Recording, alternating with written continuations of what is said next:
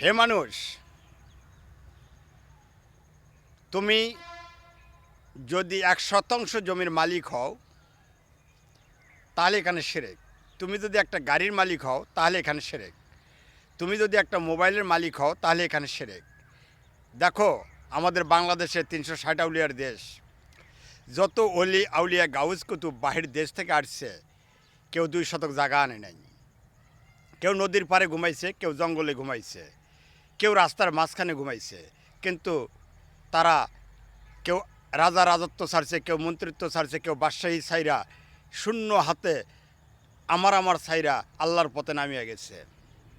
তাই প্রকৃত আল্লাহকে পাইতে হলে আমার ছাড়ো।